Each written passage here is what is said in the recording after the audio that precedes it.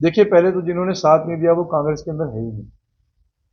वो तो अभी साल एक पहले आए हैं, वो इनेलो कल्चर के लोग हैं और वो कांग्रेस के अंदर है भी नहीं। और वो आगे रहेंगे भी नहीं कांग्रेस में, ये भी आपके माध्यम से बताना चाहता हूँ। मैं आज ये बताना चाहता हूँ, मैं चिट्ठी लिख रहा हूँ।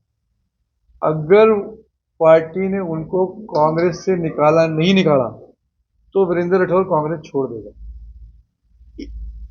इन लोगों को कांग्रेस पार्टी में रहने नहीं दिया जाएगा किसी भी कीमत पे, चाहे वो नरेंद्र सांगवान हो, चाहे वो भूपी लाठर हो। वो नरेंद्र सांगवान के लड़के का वीडियो मेरे पास है। नरेंद्र सांगवान के लड़के का वीडियो मेरे पास है। उसमें क्या है? वो उसका लड़का ये बोल रहा है, उसका रिकॉर्ड पे है। आप अगर कोई कहेगा तो मैं उस वीडियो को जारी कर दूंगा, जहां वो कह रहा है कि भाई कांग्रेस को कैसे हमने, कांग्रेस यहाँ जीत के कैसे हराने की प्लानिंग हो रही है। भूपी लाठर, और आपने देखा है कि भाई रघुवीर संधू तो लगातार पैसे बांटते हुए दिखा गया है वीडियो। तो मैं आज ये कह रहा हूं कि रघुवीर संधू, नरेंद्र सांगवान और भूपेंद्र लाठर, ये तीनों आदमी कांग्रेस पार्टी में नहीं रहेंगे। अगर ये कांग्रेस पार्टी में रहेंगे तो वीरेंद्र राठौर कांग्रेस पार्टी छोड़ देगा उसी समय। तो विनोद क्या सभी मेरे कांग्रेस पार्टी के साथियों का, हमारे पूरे विधानसभा क्षेत्र के हमारे एक एक कार्यकर्ता का और अन्य राज्यों से भी आए हुए मेरे साथियों का मैं तहे दिल से धन्यवाद करता हूं। उन्होंने जी जान लगा करके जो है इस चुनाव को लड़ने का काम किया और 83,000 वोट, लगभग 48% वोट जो है वो हमें मिला दरौंडा विधानसभा से। ये सब मेरे साथियों की मेहनत का नतीजा है। उन्होंने हर बूथ के ऊपर जबरदस्त लड़ाई लड़ी। पिछली बार इसी विधानसभा चुनाव में 2019 में हमें लगभग 49,000 वोट मिली थी। इस बार कांग्रेस पार्टी को 83,000 वोट जो है वो मिली है। और मुझे लगता है कि हरियाणा में गिनी चुनी सीटें ऐसी इतनी हैं, ऐसी हैं जहां पर 5 या 7 सीटें हैं जहां पर 80,000 से ज्यादा वोट हम कोई भी पार्टी के पास करी है और विधायक चुने गए। ये दुर्भाग्य है कि यहाँ पे हम 83,000 वोट लेने के बावजूद हम थोड़ी सी वोट के माध्यम से इस चुनाव को निकाल नहीं पाए। तो सभी आप सबके माध्यम से मैं सभी अपने कार्यकर्ताओं का धन्यवाद करता हूँ और उनसे ये अपील भी करता हूँ कि हम अब विपक्ष में हैं, हमारे लिए संघर्ष का रास्ता है और चाहे हम चुनाव जीतते भी तो भी विपक्ष में बैठना था और संघर्ष ही करना था। तो अब सिर्फ फर्क इतना ही है कि भाई अब हम विधानसभा के कमरे में नहीं बैठे, परंतु हम भाजपा की नीतियों के खिलाफ लगातार जो है वो मजबूती से संघर्ष करेंगे। चाहे वो हमारे किसान भाइयों की लड़ाई है, चाहे वो और आम आदमी की लड़ाई है, और जो मुद्दे हम लेकर के चले थे उन तमाम मुद्दों पे हमारा संघर्ष जो है वो बिल्कुल जारी रहेगा। जनहित में हम लोग अपनी आवाज को बुलंद करते रहेंगे। दूसरा मैं ये बताना चाहता हूँ, ये सभी मेरे साथियों को भी जानकारी होनी चाहिए, सभी प्रदेशवासियों को भी जानकारी होनी चाहिए कि काउंटिंग के दौरान क्या क्या घटनाएं घटी, ताकि प्रदेश के एक एक कोने तक इस बात को पहुंचाना जरूरी है। हमें अपेक्षा थी कि काउंटिंग का प्रोसेस बड़ा फेयर होगा। मैं काउंटिंग से एक दिन पहले मैं स्वयं लगभग पूरे 10 से 12 लॉयर्स का डेलीगेशन लेकर के मैं रिटर्निंग अफसर से मिलकर आया। हमने 3 दरखास्तें उनको दी। पहली दरखास्त कि हमारे मोबाइल फोन को, कैंडिडेट के मोबाइल फोन को अलाउ किया जाए, जो कि रूल ये कहते हैं, इलेक्शन रूल्स, कि रिटर्निंग अफसर का मोबाइल फोन भी और कैंडिडेट का मोबाइल फोन भी काउंटिंग हॉल के बाहर उन्हें एक कम्युनिकेशन रूम सेट करना पड़ता है और वहां पे वो मोबाइल रखना अलाउड होता है, ताकि कैंडिडेट और रिटर्निंग अफसर का कम्युनिकेशन चैनल किसी बात को अगर उठाना है तो वो बना रहे। ये इलेक्शन रूल्स कहते हैं। मैंने वो कॉपी इलेक्शन रूल्स की संलग्न की। उसके बावजूद उन्होंने मुझे इस बात का एश्योर किया कि हम कम्युनिकेशन रूम को बनाएंगे और आपके मोबाइल को वहां रखने देंगे। परंतु अगले दिन जैसे गिनती शुरू हुई, हमारे मोबाइल को गेट के ऊपर ही जब्त कर लिया गया और वहाँ पे रखवा दिया गया, जबकि रिटर्निंग अफसर मोबाइल फोन लेकर के ही वहाँ रूम के अंदर बैठे रहे, अपने मोबाइल का इस्तेमाल करते रहे, जो कि बिल्कुल गैर कानूनी है, इलेक्शन रूल्स के खिलाफ है। जब मैंने पता किया कि ये ऐसे क्यों लेकर के आए, तो बताया गया कि डिप्टी कमिश्नर करनाल ने ऑर्डर कर दिया। डिप्टी कमिश्नर करनाल कोई अथॉरिटी नहीं है कि वो मोबाइल फोन को 6 से 7 फोन अलाउ करेगा डीसी के द्वारा। उसके पास कोई अथॉरिटी नहीं है कि उन मोबाइल फोन्स को वो अलाउ करे काउंटिंग हॉल के अंदर। ये इलेक्शन कमीशन ऑफ इंडिया के तहत काउंटिंग होती है, वो ही सुप्रीम होती है। दूसरा, हमने दरखास्त दी थी कि जब तक एक राउंड का रिजल्ट पूरा कंपाइल होकर डिस्प्ले ना हो जाए, तो सेकंड राउंड की मशीन स्ट्रांग रूम से ना निकाली जाए। वो एप्लीकेशन भी आरओ के पास रिसीव्ड है, और उसके बावजूद उन्होंने 3-3 4-4 राउंड की मशीनें एक साथ निकाल करके काउंटिंग हॉल के अंदर रखना शुरू किया, और सबको, कैंडिडेट को फर्स्ट राउंड की गिनती के अंदर उलझा करके उन मशीनों को वहीं रखना शुरू, लाकर स्ट्रांग रूम से रखना शुरू कर दिया। गिनती के दौरान कई मशीनें ऐसी मिली जिनका मशीन नंबर और फॉर्म 17, जो कि सरकारी अधिकारियों द्वारा ही पोलिंग वाले दिन इशू किया जाता है, वो नंबर मैच नहीं, जो कि किसी भी कीमत पे हो नहीं सकता वैसा। हमने तुरंत एप्लीकेशन रिटर्निंग अफसरों को दी कि इन बूथों की गिनती को रोका जाए। इसमें से नलवी कलां गांव का भी बूथ नंबर 10 भी मेरे को याद है, वो था उसमें। हमारे से एप्लीकेशन लेने के बाद उन्होंने हमारी एप्लीकेशन को एक तरह से अपील को रिजेक्ट करते हुए ये कहा कि भाई हम गिनती को से आगे बढ़ेंगे, और ह्यूमन एरर कह करके उसको लगभग 16 से ज्यादा मशीनें ऐसी थी जिनके अंदर 99% बैठी। तो जब कोई भी मशीन का नंबर 17 फॉर्म का मकसद यही है, 17C का, कि चुनाव में धांधली को रोकने के लिए मशीन बदली ना जा सके, उसको रोकने के लिए 17C फॉर्म इशू किया जाता है। उसके अंदर मशीन का नंबर डाला जाता है, एक कॉपी उस फॉर्म की पोलिंग एजेंट को दी जाती है, और एक कॉपी उस फॉर्म की सरकार के पास होती है। हमारे पास 250 के 250 बूथों के 17C फॉर्म अवेलेबल है। उसके बावजूद जब मशीन नंबर वहां पर डिफरेंट निकला, तो स्वाभाविक था कि भाई मशीन के चेंज होने के चांसेस उसके अंदर भाई थे। मैं ये नहीं कह रहा हूँ कि भाई कर दी होगी, मैं ये कह रहा हूँ कि जिस पर्पस के लिए 17C बनाया जाता है, वो पर्पस वहां पे डिफीट हो रहा था। और चेन ऑफ सर्कमस्टांसेस ऐसे थे कि जैसे कि 10 से 12 मशीनें जो 99% बैटरी थी, आप कैसे जो 5 बजे मॉक पोल 6 बजे स्टार्ट होगा और शाम के 6 बजे तक जिस मशीन के अंदर लगातार वोट डली है, उस मशीन की बैटरी 99% कैसे रह सकती है, ये एक अननेचुरल सर्कमस्टांस। हालांकि कांग्रेस पार्टी ने इलेक्शन कमीशन ऑफ इंडिया को भी इस बात को लिखा है। अब 99% बैटरी का मतलब क्या है? 99% बैटरी कब चाहिए होती है, क्यों चाहिए होती है? ऐसा कहा जाता है कि जब किसी रेडियो फ्रीक्वेंसी से डाटे को आपने चेंज करना, उसके लिए इंटरनेट की रिक्वायरमेंट नहीं होती।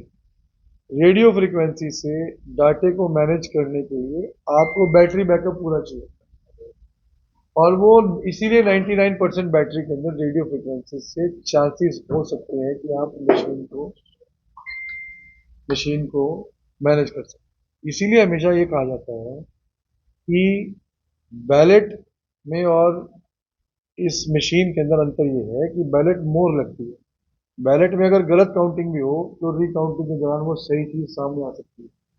मशीन के डाटे को अगर आपने मैनेज कर लिया, तो डाटा तो आप रिकाउंटिंग करोगे तो वही डाटे को डिस्प्ले करेगा। इसलिए बैलेट का हमेशा से चुनाव होना बेहतर रहता है ईवीएम से। मैं ये कतई नहीं कह रहा हूँ, एलिगेशन लगा रहा हूँ कि भाई मेरा डाटा मैनेज हो गया, पर सरकमस्टांसिस 100% इस तरफ पॉइंट कर रहे हैं कि जहां पर फेयरनेस ऑफ काउंटिंग जो है उस पर बहुत बड़ा क्वेश्चन मार्क है। और मैं तो यही चाहूंगा कि देश में जो है और बेटर रूल्स तैयार किए जाने चाहिए, जिससे फेयर इलेक्शन कराने में और मदद मिल सके, ताकि डेमोक्रेसी को और मजबूत किया जा सके। बाकी आप सब साथियों ने सहयोग किया, पूरे चुनाव में आप सब साथियों का सहयोग रहा, मीडिया के साथियों का बहुत सहयोग रहा। जितना पसीना कैंडिडेट्स ने बहाया, उतना पसीना मीडिया के सभी साथियों ने बहाया। मैं आपका भी धन्यवाद करता कल हूं। भूपेंद्र सिंह हुड्डा और उदयभान और तमाम नेताओं ने दिल्ली कांग्रेस मुख्यालय पर प्रेस कॉन्फ्रेंस की है और उन्होंने इस हार का ठिकरा कहीं ना कहीं ईवीएम पर फोड़ा है। उन्होंने जांच की मांग की है, चुनाव आयोग की एप्लीकेशन लिखी है। क्या लगता है आपको कि ईवीएम में ही कुछ रहा देखो, होगा? ये हार के ठीकरे की बात नहीं, ये अननेचुरल सर्कमस्टांस की बात।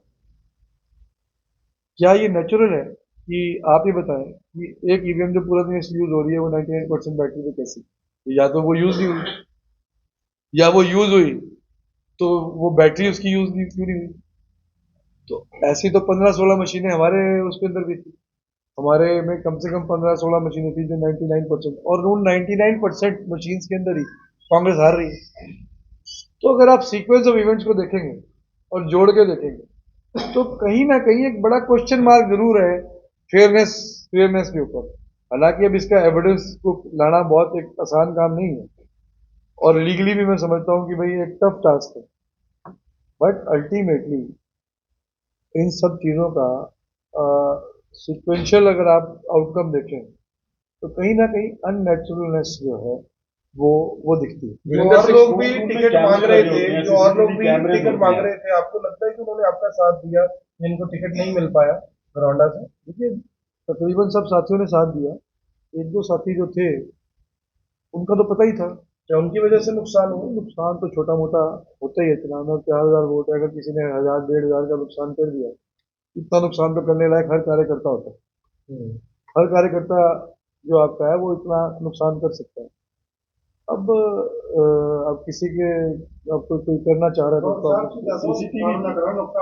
सीसीटीवी कैमरे लगे होते हैं कोर्ट रूम में, क्या वो फोटो वगैरह चेक करवाएं आप लोग? मैं मैं रेडियो फ्रिक्वेंसी की बात कर रहा हूँ। मशीन के डाटे को रेडियो फ्रिक्वेंसी से मैनेज करना इम्पॉसिबल नहीं है। बैटरी बैटरी कैसे मैनेज हो जाएगी? अब वो हो सकता है बैटरी को कैसे उन्होंने चेक किया है, या मशीन को चेंज किया है, या क्या किया है। मशीन को चेंज किया होगा तो एक जो 14 सीटों वाला मैसेज वायरल पर बैटरी 99% है, ये तो फैक्ट है। एक जो 14 सीटों वाला मैसेज, अब मैं आपको बताना चाहता हूँ कि बैटरी 99% कैसे पता लगती है। जैसे ही आप मशीन को ऑन करते हो, पहले वो सबसे पहले डिस्प्ले करती है कि उसमें कितने परसेंट बैटरी है। वो लिखा आता है उसमें मशीन के ऊपर। तो वो अगर मशीन में 60% बैटरी है तो वो डिपिक्ट करेगी मेरे में 60% है। 99% है तो वो डिपिक्ट करेगी। तो उनकी मशीन 99% डिपिक्ट कर रही है। तो ये जवाब तो इलेक्शन कमीशन को देना है। ऐसा तो नहीं होता कि बैटरी बिल्कुल डाउन होगी और उसको चार्ज लगा कर लिया नहीं होगा? नहीं नहीं नहीं नहीं ऐसा नहीं कर वो हो सकते? ही नहीं सकता। वो तो मशीन को 6 बजे जब काउंटिंग पोलिंग बंद होगी। कई स्ट्रॉन्ग रूम से आया था कि 30-35 मिनट कैमरे बंद रहे हैं, क्या करनाल में ऐसा रहा? देखिए, उसके बारे में हम नहीं कह सकते हैं, तो जिस बात की मेरे पास पुष्टि नहीं है मैं नहीं कह सकता हूँ। बट 99% बैटरी अगर उसके अंदर है तो उसका जवाब तो इलेक्शन कमीशन को देना पड़ेगा, कैसे रही उसके अंदर बैटरी। एक सर मैसेज वायरल हो रहा है 14 सीटों में, जिसमें घरौंडा सरनकाल का ये सीटें आपने पढ़ा है? वो मैसेज क्या मामला है? देखिए, मैंने उस मैसेज को पढ़ा है। वो मैसेज हमारे इंचार्ज के पास पहुंचा है गुजरात में, काउंटिंग शुरू से 3 घंटे पहले। क्या मैसेज है? वो मैसेज एक व्हाट्सएप मैसेज है, जिसका नाम हम डिस्क्लोज नहीं कर पा रहे हैं क्योंकि वो गुजरात से मैसेज आया है।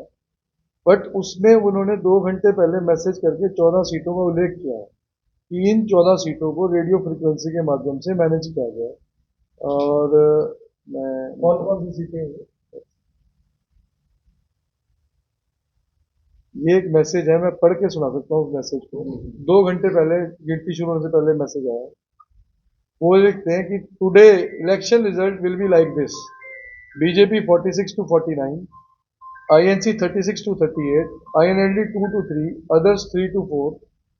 The list of seats on which BJP has set the frequency is as follows: Kalka 1, Gronda 22, Vasant 23, Rai 29, Karkodda 30, Safido 35, Uchala Kala 37, Bhadra 55, Dadri 56, Mahendragarh 69, Hodal 83, Badkal 87, Gohana 32, Narwana 38. फिर वो व्यक्ति ये लिख रहा है: These are the seats on which BJP will cheat with high frequency, hence you will not win even a single seat out of these seats. These are all manipulated seats which Congress won, but BJP has changed the result by uploading data files in EVM. Therefore, there may be 2 to 3 seats different from the numbers given by me, but the result will be same as I have given the figures above. और इस message को, क्योंकि इसकी मैं authenticity के ऊपर believe नहीं कर सकता हूँ, बट इसकी टाइमिंग जो है मैसेज की, इसमें मैसेज आने से पहले इसलिए बिलीव नहीं किया सकता था क्योंकि कोई भी आदमी ऐसा मैसेज भेज सकता है, क्योंकि ये गिनती शुरू होने से 2-3 घंटे पहले आया है मैसेज, और इस पर गौर नहीं किया गया। गौर इसलिए नहीं किया गया कि कभी भी आ सकता है मैसेज। रिजल्ट आने के बाद इस मैसेज को जब आप कंपेयर करते हो तो ये 14 की 14 सीटें जो हैं क्लोज मार्जिन से पहले ही आ गया था गिनती से। हाँ, जो मुझे बताया गया गिनती 2 महीने पहले आ गया, दो घंटे पहले आ गया था। बट मैं इस मैसेज की ऑथेंटिसिटी के ऊपर मैं नहीं कह रहा हूँ कि भी कितना ऑथेंटिक है, पर ये चीज़ें कपल्ड विद काउंटिंग का जो तरीका है और हमारी एप्लीकेशंस के ऊपर कोई गौर ना होना, ये शो करता है कि हाँ। दूसरा मैं आपको बताना भूल गया कि जो ऑब्जर्वर थे इलेक्शन के अंदर वो अलवर से आए हुए थे। थोड़ी देर के बाद, हर राउंड के बाद, वो जो अपने फ़ोन को ऑन करते थे, जैसे बीपी का मॉनिटर होता है, फ्रीक्वेंसी का वो जो होता है वो डिस्प्ले करते हैं। मैंने उनसे पूछा ये क्या है, ये आप हर राउंड के बाद जो ये मोबाइल को खोल रहे हैं और इसके ऊपर ये बीपी की मशीन की तरह जैसे मॉनिटर करता है, फ्रीक्वेंसी आती है, ये क्यों आप ये कर रहे हैं? तो उन्होंने मुझे बताया कि मैं इससे अपना शुगर लेवल चेक कर रहा हूँ। मैं कहा वो कैसे कर रहे हैं? बोला मेरे यहाँ पे चिप लगी है और उससे मेरे मोबाइल के अंदर शुगर लेवल मैं रेगुलर चेक कर रहा हूँ। तो जब कोई इलेक्ट्रॉनिक डिवाइस कोई अंदर ले जा ही नहीं सकता, मैं ये कहता हूँ कि भी हो सकता है वो शुगर लेवल की चिप हो, बट चिप लगा करके ऑब्जर्वर अगर रूम में बैठा है तो वो कैसे बैठ सकता है इलेक्ट्रॉनिक चिप लगा करके? और ये बात उन्होंने मुझे स्वयं बताई है, मैं किसी की सुनी नहीं कह रहा हूँ, मैंने वो पकड़ा है मोबाइल। तो अब ये बड़ा नेचुरल है कि एक चिप लगा हुआ, ऑब्जर्वर के हाथ में चिप लगी है और वो काउंटिंग हॉल के अंदर है। अगर उनको बीपी का मॉनिटर करना था या शुगर की मॉनिटरिंग करनी थी तो उनको बताया जाना चाहिए था, वो उनको किसी भी कीमत पे एक इलेक्ट्रॉनिक डिवाइस को लेकर के काउंटिंग हॉल के अंदर नहीं बैठना चाहिए, चाहे वो चिप शुगर को टेस्ट करने के लिए। ठाकुर साहब, आप खुद एक सीनियर एडवोकेट है, सुप्रीम कोर्ट में प्रैक्टिस कर रहे हैं। सुप्रीम कोर्ट में जब ईवीएम का मामला गया था तो सुप्रीम कोर्ट ने डिनाई किया था लोकसभा चुनाव में कि इसी से यानी कि वोटिंग होगी। क्या लग रहा है आपको भी सुप्रीम कोर्ट में तथ्य नहीं रखे जा रहे या जो अब बातें हो रही हैं ये सिर्फ कहने के लिए, असल में ऐसा कुछ नहीं है? देखिए, बैलेट क्वेश्चन वो नहीं है, बैलेट से वोटिंग कराने में हर्ज क्या है? अभी भी तो बैलेट से वोट मिली है हमें, जो बैलेट पेपर में वोट मिली उसमें हम जीते हैं, कांग्रेस जीती है। मतलब काउंटिंग में समय लगेगा लेकिन छेड़छाड़ नहीं हो सकती उससे। फ्री अगर एक दिन का समय लगता भी है तो डेमोक्रेसी को स्ट्रेंथन करने के लिए हम एक दिन का समय दे सकते हैं, अभी भी तो 12 घंटे लगते हैं। मतलब मशीनरी या मशीनरी से छेड़छाड़ हो सकती है। और आप देख सकते हैं जितने बैलेट से वोट आई है उसमें हम जीते। कांग्रेस को जो बैलेट से वोट मिली है अभी भी उसमें हम जीत रहे हैं। जो एग्जिट पोल आए थे, एग्जिट पोल में कांग्रेस आगे थी। इलेक्शन के बाद ये लोग कहेंगे कांग्रेस वाले, नायब सैनी जी ने तो पहले दिन ही कह दिया 2-3 दिन पहले कि मैंने सब कुछ सेट कर दिया। क्या सेट कर दिया था उन्होंने बताई? क्या जनता का माइंड सेट कर दिया था? एग्जिट पोल या क्या सेट कर दिया था? एग्जिट पोल सारे गलत साबित हुए इस बार भी, और मध्य प्रदेश और छत्तीसगढ़ के चुनावों में भी। विश्वसनीयता तो एग्जिट पोल की भी घटी है। देखिए, अगर मशीन को अगर आप मैनेज करोगे तो फिर सारे एग्जिट पोल फेल होंगे, आपके सर्वेज भी फेल होंगे। खट्टर साहब कह रहे हैं कि साइलेंट वोटर था जिसने वोट किया। साइलेंट वोटर तो हो ही नहीं सकता। 1,70,000 वोट यहाँ हमारे यहाँ पोल हुई है, 48% मुझे मिली है, 49% उनको मिली है, यानी हर दूसरे एक वोटर ने कांग्रेस को दिया, एक वोटर ने बीजेपी को दिया, तो साइलेंस कहाँ रह गया? वोटर तो बोल रहा था। राठौर जी, 35 साल का सूखा गरोंडा में दोबारा 5 साल का सूखा हो गया। गरोंडा के तमाम कांग्रेसी नेताओं को कोई संदेश देना चाहेंगे जिनमें से कईयों ने साथ नहीं दिया? तो लग रहा है कि बीजेपी का साथ दिया उन्होंने या आपकी खिलाफत की है? उन्होंने तो बीजेपी के पैसे बांटे, सबने बांटे, पूछे बैठे सब लोग खड़े हैं, सारे सब लोग मुझसे पूछ सकते हो। ये तो आज मैं आपके माध्यम से ऐलान कर रहा हूँ कि इन तीनों को कांग्रेस पार्टी में कोई जगह नहीं मिलेगी। ये बेहतर है कि बीजेपी में चले जाए या किसी और पार्टी में चले जाए। अगर पार्टी ने इनको निष्कासित नहीं किया तो मैं तुरंत प्रभाव से कांग्रेस छोड़ दूँ। अटोर जी 15 राउंड तक कंटिन्यू काफी लेट प्रोसेस हुआ, काफी लोगों ने क्वेश्चन किया कि इतनी लेट क्यों आप अंदर थे, क्योंकि 1138 पे वो बीच में एक उन्होंने ब्रेक दिया था उसकी वजह से डिले हुआ है। पर सारी मशीनों को अंदर ले आया गया था तीनों राउंड एक साथ स्ट्रांग रूम से निकाल कर। और जो ये प्रॉब्लम्स आ रही थी 99% मशीनों वाली, उनके ऊपर वो हमारे ऑब्जेक्शंस को ओवररूल करते थे लगातार सर सोशल मीडिया पे जैसे भी कमेंट आ रहे हैं, लोग कह रहे हैं कि अभी आप हरियाणा में सवाल उठा रहे हो लेकिन कश्मीर में तो एनसी कांग्रेस की सरकार बन रही है वहां पे। देखिए, आप जिस स्टेट में मैनेज करोगे वही होगा ना, जहाँ मैनेज नहीं करोगे वहां सरकार बन जाएगी। आपको लग रहा है कश्मीर तो में मैनेज देखो इसके अंदर एक हैवी, अगर आप रेडियो फ्रिक्वेंसी से मैनेज करोगे तो कंपनी हैवी चार्जेस करती है। तो इतना ये आपको हर स्टेट के अंदर इतना अमाउंट को पे करना भी हर एक पार्टी के बस की बात नहीं। करोड़ साहब आपने लेटर की बात की, लेटर लिखने की बात, कुछ इसी प्रकार का लेटर दिव्यांशु बुद्धिराजा ने वीरेंद्र सिंह राठौर के लिए भी लिखा तो वो भी इन लोगों के कहने से लिखा था, आपने साथ दिया था? मैंने पूरा साथ दिया था, आपने कवर किया था। यहाँ तो 11,000 लोगों की वर्कर मिली थी, तो सभी कार्यकर्ता थे। जो लोग वोट कर चुके हैं, आपको लगभग 83,000 वोट मिले, उन लोगों से कुछ कहना चाहेंगे? मैं उनका धन्यवाद करता हूँ और मुझे पूरी उम्मीद है कि भाई साथी हमारे साथ खड़े रहेंगे और मैं भी उनके साथ खड़ा हूँ। सीनियर नेता हैं कांग्रेस के शमशेर सिंह गोगी, वो भी 2200 वोटों से हारे हैं। कल उन्होंने बयान दिया है कि ये उन्होंने बजाया गया कि आ रही है हुड्डा सरकार, आ रही है हुड्डा सरकार, उसका जातिगत कहीं ना कहीं वो नुकसान हुआ है जिसके चलते कांग्रेस आ रही है। देखिए, मैं तो इस बयान से सहमत नहीं हूँ, ठीक है ना जी। तो शमशेर सिंह गोगी जी ने ही इस प्रकार के नेताओं को कांग्रेस में लेकर के आए थे, उसका भी रोष था असंत के अंदर। शमशेर सिंह गोगी जी ने इस प्रकार के नेताओं को यहाँ प्रमोट किया जिन्होंने घरौंडा की सीट के अंदर ये काम किया, तो गोगी जी को भी खमियाजा भुगतना पड़ा अपनी सीट पे। लोगों में रिएक्शन हुआ। उन्होंने कहा कि राहुल गांधी की रैली हुई सबसे पहले मेरे हल्के में, लेकिन भूपेंद्र सिंह हुड्डा ने मेरा नाम तक स्टेज से नहीं लिया। देखिए जी, हुड्डा साहब ने तो उनका प्रचार के लिए आए थे, पिछली बार भी हुड्डा साहब प्रचार पे आए थे, दीपेंद्र जी प्रचार पे आए थे, तब गोगी जी का वो गैप पूरा हुआ। तो आपको ऐसा कहना गलत है। आपको लगता है जो शमशेर सिंह गोगी कह रहे हैं या और भी नेता कह रहे हैं कि बाप बेटे की पार्टी है, किरण चौधरी भी सवाल उठा रही है, इसमें कहीं ना कहीं कुछ तथ्य हैं? क्योंकि अब तो हाईकमान ने भी हुड्डा साहब को तलब कर दी। अरे भैया, ऐसा कुछ नहीं है। आप मुझे बताइए कि जब रणदीप सुरजेवाला जी और शैलजा जी आकर के एक कैंडिडेट को यहाँ पे प्रमोट करके जा रहे हैं और उनके कैंडिडेट बीजेपी के साथ उनके लोग बीजेपी के साथ शरेआम घूम रहे हैं, तो क्या रणदीप जी ने उनको रोक दिया क्या? क्या रणदीप सुरजेवाला ने रोका क्या उनको? तो सपोर्ट कर रहे थे उनको कुछ? अरे भाई, अगर आप नहीं रोक रहे तो सपोर्ट ही कर रहे हो। साइलेंट रहना भी तो सपोर्ट है। जरूरी थोड़ी है कि भाई बोलने से सपोर्ट है, किसी का साइलेंट रहना भी सपोर्ट है। आपकी बात हुई कभी रणदीप सुरजेवाला से? आपके भी जानकार हैं, हमारे अच्छे मित्र हैं। देखिए बेटा जी, इन चीज़ों में बात करने की आवश्यकता नहीं पड़ती। आदमी की नीयत जो होती है ना, वो दिखती है। तो ये तो जब ये लोग जब ये साथ काम कर रहे हैं, वो तो स्वाभाविक अपने नेताओं के इशारों पे कर रहे होंगे, और अगर नेता इशारा ठीक से करेंगे तो वो क्यों करेंगे? अब 5 साल बाद चुनाव होंगे, 5 साल फिर जनता के बीच में उसी तरह रहेंगे। देखिए, हमारा काम है जनता की बात, पार्टी जिसको चुनाव लड़ाना चाहे हम उनको करें।